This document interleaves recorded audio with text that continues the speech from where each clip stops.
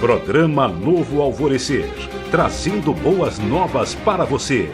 Uma realização Assembleia de Deus de Caratinga.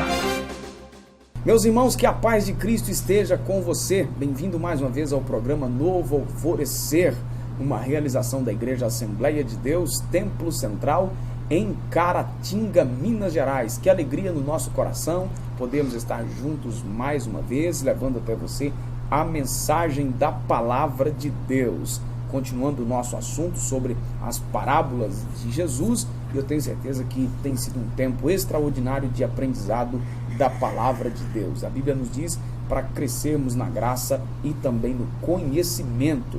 Foi uma recomendação do apóstolo Pedro. E é o que nós estamos fazendo aqui, o intuito do nosso coração, levar até você a mensagem da Palavra de Deus. Nós vamos a um intervalo rapidinho mesmo, e a gente volta já para nós iniciarmos aqui o nosso bate-papo.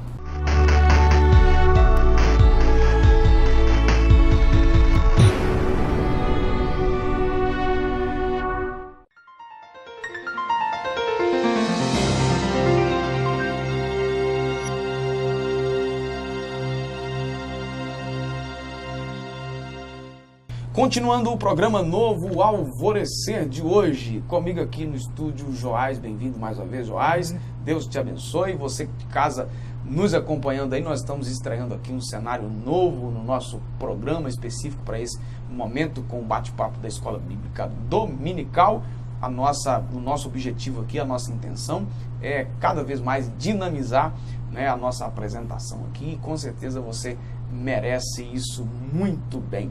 Vamos então, Joás, a lição de hoje, nós estaremos tratando aí de mais uma das parábolas, né, ministrada por Jesus, a parábola, a lição de número 3, que será ministrada nesse próximo domingo, dia 21 de outubro de 2018.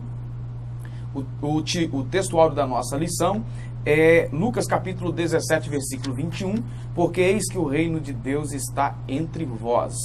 A verdade prática diz que o reino de Deus cresce e continuará crescendo até a consumação dos séculos. O texto que nós estaremos trabalhando, eu vou citar aqui, mas vai estar escrito aí no rodapé do seu vídeo. Marcos capítulo 4, do versículo 30 ao 32, Mateus capítulo 13, do versículo 31 ao 33, e Lucas 13, versículos 18 e também o 19. Vamos então, Joás? Vamos lá. A introdução da lição aqui, o autor coloca dizendo que, de alguma maneira, todas as parábolas que Jesus contou pressupõem-se, então, o reino de Deus. Na verdade, em praticamente cada parábola, encontramos algum elemento dele. Algumas, contudo, tratam especificamente do desenvolvimento e do crescimento do reino de Deus sobre a terra. Elas, então, enfatizam, mostrando que este está presente, que o reino está presente, né? Ainda que não possamos distinguir exatamente onde ele está de forma concreta. Essas parábolas do reino, né? O comentarista diz que até todas as parábolas têm algum elemento sobre o reino, né? Mesmo que não seja diretamente sobre o reino, mas tem algum elemento que compõe ele, né? E no caso essa que nós vamos estudar hoje vai falar sobre um aspecto do reino que é o seu crescimento, né?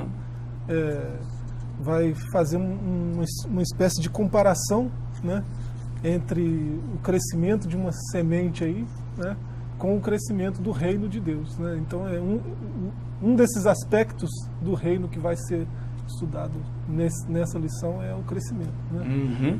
Então vamos lá, a interpretação das parábolas sobre o reino. A parábola não apresenta um enredo totalmente desenvolvido. Aqui Jesus se volta para o mundo da botânica. O mestre utiliza-se da figura de um grão de mostarda a fim de ilustrar o reino de Deus. Isso. Né? Você quer mencionar alguma coisa aí? Só sobre o gênero literário aí da parábola, né?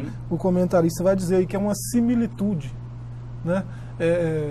Como se alguém tentasse explicar uma obra de arte, um quadro, por exemplo, a partir de uma comparação mínima, né?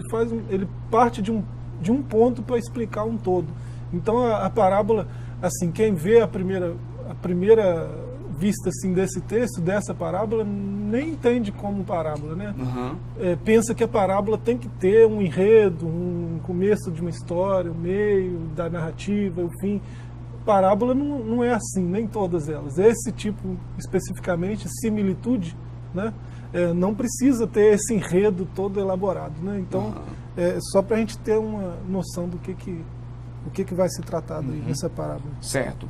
Aí vamos lá, sobre a semente de mostarda. A semente de mostarda simboliza de forma proverbial aquilo que é pequeno e insignificante. Essa semente é muito pequena, mas quando plantada, cresce e se torna uma hortaliça muito grande. Ela é tão assim preferida para fazer essas comparações com coisas que são pequenas, né? O nome dela deu origem até a outras coisas que são comparadas dessa forma, né? O nome desse tipo de mostarda, sinapis, né? É só você olhar a sinopse de um livro, de um filme, do que quer que seja. A sinopse é o quê? Aquela história de forma reduzida, né? Então é muito bem o que diz essa parábola aí do grão de mostarda, né?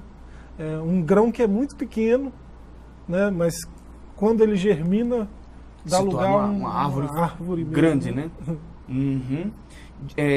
Diferente aqui, né, Joás? A gente até falava aqui antes da gravação que tem gente que acha que o texto, né? Essa mostarda aí. Né, a mostarda, né? Naquele outro texto lá que Jesus fala a respeito do grão de mostarda em relação à fé.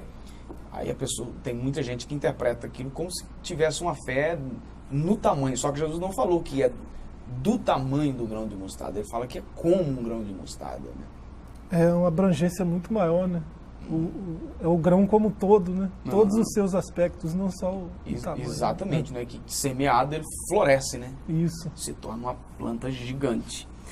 Sobre o contraste, a parábola do grão de mostarda é uma história dos contrastes entre o começo aparentemente insignificante e uma coroação surpreendente entre o oculto hoje e o revelado no futuro. A gente tem a tendência de menosprezar aquilo que é pequeno, né? A gente acha que aquilo não vai dar em nada, né? Algo tão pequeno é insignificante, né? E esse grão aí não está por acaso aí, né? Na parábola de Jesus, não está por acaso um grão de mostarda aí, né? Uma coisa que tem menos de 1 milímetro de comprimento, né? E ele germina. A Bíblia de Estudo Pentecostal tem um comentário lá, né, do Donald Stamps, né? Vai dizer que ela chega a 2 metros de tamanho. Né? No segundo ponto aqui dessa lição vai falar de 3 metros, né, o comentarista, né, o pastor Wagner Gabi. Então 2, 3 metros é uma árvore já teve uma diferença muito grande do grão para a árvore. 1 milímetro para 2, 3 metros, né? Então a gente não deve menosprezar o pequeno. E isso em comparação ao reino, você vê como o Senhor Jesus começou o reino. Ele veio para inaugurar o reino de Deus, né? O reino de Deus já está entre nós. Isso foi pregado pelo seu arauto até. Né? Então, ele veio inaugurar isso. E ele inaugurou dessa forma, começou pequenininho. Né? Você vê logo depois da ascensão dele, uma pregação de Pedro, que vem 3.000 almas, né, lá em Atos 2, 41. Né? Um pouco mais à frente, Atos 4, 5.000 conversões. Né? E você vê um pouco mais à frente, Atos 5,14, vai dizendo que a multidão dos que criam crescia mais e mais. Né? Então, começou uma coisa pequenininha, né? Um círculo pequeno, né, de apóstolos, de seguidores, e aquilo foi crescendo. E ganhando proporções maiores. Né? Vamos lá, então. Sobre as aparências, né, ainda dentro do que você estava falando, Jesus nos ensina não nos deixar levar, então, pelas aparências. Né? O ensino de Cristo apresenta o poder misterioso da fé que dá o início no reino de Deus. Jesus começou seu ministério com alguns discípulos e ao longo da história a igreja alcançou milhares. Essa questão aí de não levar em conta a aparência, a gente tem alguns exemplos disso, né, no Antigo Testamento, né? Um exemplo aí bem notado, né, foi quando Deus mandou o profeta Samuel ir na casa de Jessé, ungir o novo rei de Israel. Acabou os meninos, os mancebos, os jovens, né? Acabou? Não tem mais? Falta o menor ainda. E estava lá trabalhando, né? O caçula. Né? E o próprio profeta é advertido por Deus, né? Deus não vê como o homem vê, porque o homem vê a aparência. Na verdade, assim, nós somos tentados a levar as coisas, né, pela aparência, por aquilo que a gente vê. E assim, essa parábola é um alerta para nós, né, quando a gente pensa desse jeito, para a gente levar outras coisas em consideração, né? Não aquilo que aparenta à primeira vista, assim, né? Isso é muito pequeno, isso não vai dar em nada, né? E também ao contrário, né, enganado. E também ao contrário, né? Às vezes a gente vê algo que é muito grande, parece que tem uma pompa muito grande, mas no final da história acaba não dando em nada. Aparências. Certo, vamos lá então. Para o segundo tópico da lição, expansão do reino de Deus, o campo de semeadura. Aí o comentarista vai trazer algumas explicações de uso de palavras diferentes, né, para cada um dos evangelhos, né? Evangelho de Mateus, Evangelho de Marcos, Evangelho de Lucas. No final da história, tudo está dizendo em referência a campo, que sem dúvida alguma trata-se do mundo e o mesmo exemplifica as parábolas similares.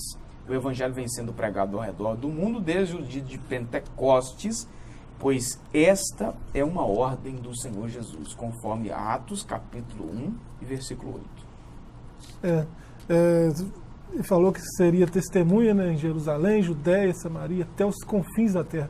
Então, a diferença aqui dos evangelistas, um campo, o outro terra, o outro horta, né, isso aqui está tudo falando da mesma situação, né, do evangelho sendo pregado em toda a terra, né, em todo o globo terrestre. É isso. Certo. O segundo subtópico aí, um lugar debaixo da sombra. O arbusto de mostarda aqui retratado tem cerca de 3 metros de altura, ou pouco mais, aquilo que você já citou lá no primeiro tópico, né? Seus galhos possuem tamanho suficiente para garantir que pássaros construam seus ninhos e consigam abrigar-se debaixo da sua sombra. E aí? Aí você olhando historicamente, né, a história da igreja, né, a gente falou até na outra lição sobre as aves, né, a figura disso na Bíblia sempre vai falar de poderes, né, e você vê ao longo da expansão da igreja, na sua trajetória, né, na história, ao longo da história da igreja, desde do começo, né, os poderosos tentaram tirar proveito de alguma forma, né, dessa influência que a igreja sempre teve, né?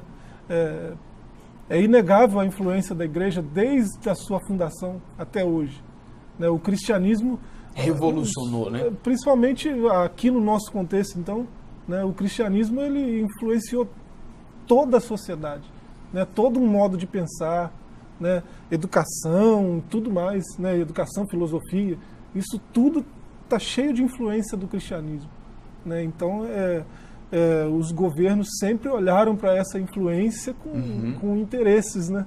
E, assim, alguns governos se aproveitaram bastante, né, dessa influência, né? Chegaram se eu controlar a igreja, eu controlo o mundo. Aí, alguns até conseguiram. Roma, né, fez isso, né? Oficializou o cristianismo como religião oficial. Não foi, né, nada bacana, né? Mas trouxe uma mancha na história da igreja, né? O envolvimento entre igreja e Estado do jeito que foi, né? O problema é que o Estado passou a controlar a teologia, né? Misturou muito, né? Não foi legal, né? Hoje, graças a Deus, o Estado é laico, né? Nós temos liberdade de culto na nossa nação, por enquanto, né?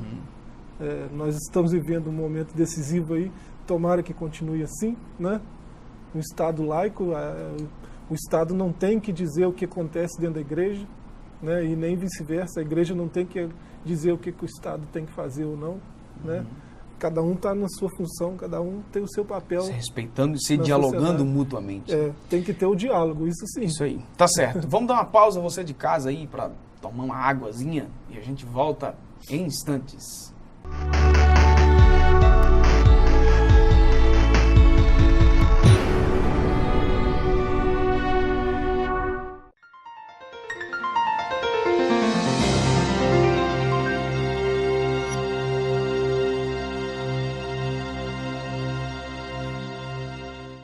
De volta com o programa Novo Alvorecer. Vamos lá então. Continuando o nosso assunto aí, Joás. Não despreze os pequenos começos, de onde nós paramos no bloco anterior. A certeza que Cristo dá ao ensinar essa parábola certamente provocou uma forte conscientização e um enorme encorajamento para a igreja nascente na época dos evangelistas, Mateus, Marcos e Lucas. A parábola escatológica lembra o que disse o soberano Senhor a respeito do cedro, no qual os pássaros encontrarão abrigo à sombra dos seus ramos, que está em Ezequiel 17 e 23. Jesus parece repetir exatamente o que o profeta profetizou, né? Sobre as aves se abrigando na sua sombra.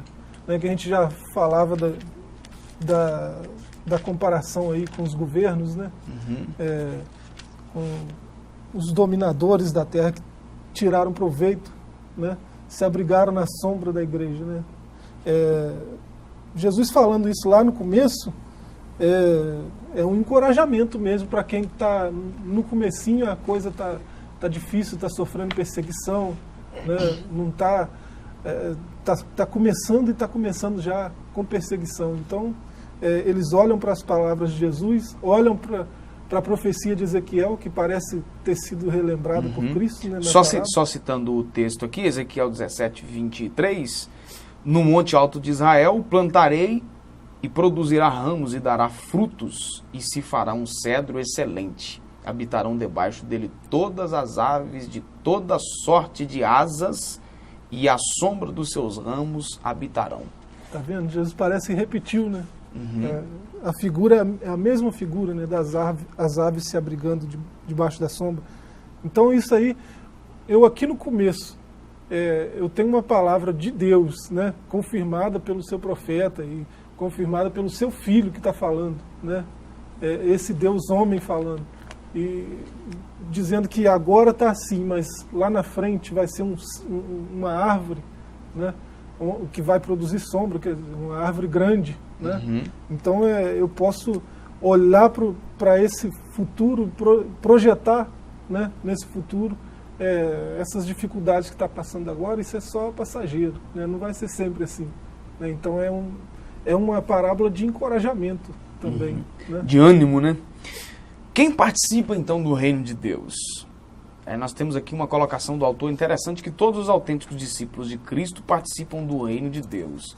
Não basta apenas ser frequentador de uma igreja, é preciso ser discípulo, né? Ao questionarmos quem participa do reino de Deus, nos surge então a ideia do discipulado. Se prestarmos atenção à chamada da grande comissão, temos esse mandamento de fazer discípulos, que é o texto que está em Mateus 28, 19 e 20. Que a gente chama de grande comissão, né? E de fazer discípulos de todas as nações. E esse discípulo seria quem? Seria alguém que nasceu de novo, né? Está lá em João 3, né? Jesus falando para Nicodemos, né? Ele fala que é preciso nascer de novo, né? Para entrar no reino. Então alguém tem que tomar uma decisão, né? Se perceber num caminho que não é o correto, tomar uma decisão, né, de andar com Cristo, de deixar Cristo mudar tudo, porque é isso que ele faz, né? Ninguém que é nascido de novo continua a mesma vida que sempre teve. Jesus, quando entra na vida de alguém, ele muda tudo, né? Então é preciso ter essa disposição, é preciso ter essa guinada aí, né? Para que não fique mal explicado aí, quando o autor coloca aqui, né, e eu citei, que não basta participar apenas de uma igreja, ou seja, o chamado de Jesus não é para participar de uma igreja no sentido organizacional, né? No sentido de placa. É para aprender sobre no sentido aqui é para ser discípulo. Né? E para ser discípulo precisa estar em uma comunidade organizacional. Claro. Né? Precisa estar em comunhão. Claro, e os apóstolos vão reforçar essa ideia, né? Todos eles. É isso aí. Não dá para ser crente sozinho. Uhum. Não dá para ser discípulo sozinho. Porque tem o sentido aí da comunhão, né? Eu aprendo, para ser discípulo eu preciso aprender sobre perdão. Como que eu vou perdoar se eu sou sozinho? Exatamente. Eu não vou ter chance de perdoar. Porque, né? E não está vinculada também a templo, né, Joás? Para ser discípulo tem que amar. Como que eu vou exercitar o amor se eu não convivo? Uhum. Parece... lógico, né? Parece conturbado o que eu vou dizer aqui na nossa cultura, mas, por exemplo, alguém pode ter uma igreja em casa. Nós temos aí em culturas diferentes, por exemplo, na Europa hoje isso é muito comum. Né? Por exemplo, imóveis lá onde abrigam 3, 4 igrejas que se revezam né, num aluguel para, em horários diferentes, realizarem os seus cultos. Então, ou seja, é um momento que as pessoas se reúnem para cultuar, elas estão ali em comunhão, elas compartilham da palavra, compartilham da oração, compartilham do partir do pão. É uma comunidade. Não é? É uma comunidade. Uma comunidade de fé. É isso aí. E o chamado de Jesus, então, é para ser discípulo. Isso. No momento que eu me entrego, eu preciso estar disposto a aprender sobre o reino. Uhum. Né? Eu não posso seguir a Cristo e continuar ignorante quanto às questões do reino. Uhum. Como funciona o reino de Deus? O que eu preciso apresentar para Deus para fazer parte do reino? Né? Deus espera alguma coisa de mim com relação ao reino. Uhum. Isso tudo tem que estar... E para ser discipulado aqui, na minha maneira de entender, o discipulado ele não envolve apenas aprendizado. Claro. E aí eu dou aqui uma outra palavra aqui no sentido que não, mas eu vou dizer aqui no sentido seguinte: a gente já tem uma predisposição quando a gente ouve coisas novas, a gente já tem uma predisposição de guardar aquilo. Olha, eu nunca tinha ouvido isso, eu não sabia disso. Então, quando é novidade, a gente já tem uma predisposição para aceitar com mais facilidade. Agora, eu daria um outro nome aí, que às vezes o discipulado envolve também o desaprender. Ou seja, o que é isso aí, essa palavra que eu dou esse nome aí? É você abrir mão de um conceito errado que você aprendeu, agora você vai abrir mão daquela maneira errada para aprender de novo da maneira correta. Aí sim, essa área do discipulado aí já é muito mais difícil, porque vai envolver de alguma maneira você abrir mão de certo conceito, né? Vai abrir mão de você mudar alguma forma de pensar ou de agir porque você pensava que era de um jeito e passou a ser de outro. A gente vê isso, como por exemplo, com o apóstolo Paulo. Não é? O apóstolo Paulo, a gente vê toda aquela perseguição que ele fazia com a igreja primitiva, não é? O próprio Estevão, não é? Sendo aí perseguido e custou a vida dele e tantos outros casos. E Paulo fazia isso em nome de Deus. Só que lá na frente, quando ele foi entender de verdade, ele teve que abrir mão daquilo ali que ele pensava que era daquele jeito para aprender diferente. Tanto é que ele foi aprender aos pés de alguém que tinha algo real para ensinar para ele, muito mais forte que aquilo que ele sabia antes. Ele tinha um zelo religioso, né? Mas a religião dele estava equivocada. Né? Exatamente. Isso aqui é o X da questão, né? Vamos lá então. Quem tomou uma decisão para participar então do reino de Deus é preciso atender ao convite de Cristo. Ser discípulo de Cristo significa muito mais do que atender a um convite do vir à frente, né? Essa ideia aí do quem quer vir, lembrando que isso não é doutrina bíblica. De jeito nenhum. Não é? Eu já vi gente aí arrumar problema na igreja com o pastor aí porque não está fazendo apelo. Isso não é doutrina bíblica. Isso começou foi com John Wesley. Ele que teve essa ideia aí de começar a fazer apelos, né, para vir na frente para aceitar Jesus.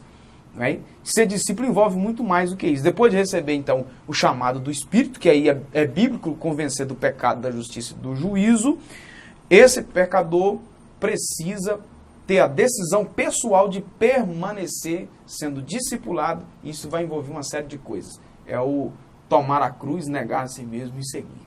Uma vida de renúncia. Uma relação pessoal com Jesus, né? Igual está no subtópico 2 aí. Uhum. Né? andar com Cristo, né? Isso significa fazer o que ele faria, falar o que ele falaria, né? Escolher o que ele escolheria. Isso não é tão simples assim, né? Então é um aprendizado bem complexo, né? O discipulado é um aprendizado tanto e muito complexo, né? Se pudesse indicar 2 livros aqui, né? Um é do Bonhoeffer, né? Discipulado, o nome do livro, né? O outro do Juan Carlos Ortiz, O Discípulo, né? Eu acho que todo crente devia ler esses 2 livros, né? Esclarece muito sobre o que é ser um discípulo de Jesus, né? Lógico que tem outros livros, né, que vão para esse mesmo sentido, mas esses 2 eu acho que são leitura indispensável. Caratinga, né, nossa região aqui, tem 2 livrarias ótimas, né? Não estão fazendo propaganda, mas tem 2. Vamos pegar. E uma das 2 você vai achar. Merchan depois aí. E por último aí, quem tem uma caminhada dinâmica com Cristo? Trata-se de um desafio literário ou diário. Todas as nossas escolhas, propósitos, sonhos e realizações devem ser pautadas no serviço do Senhor.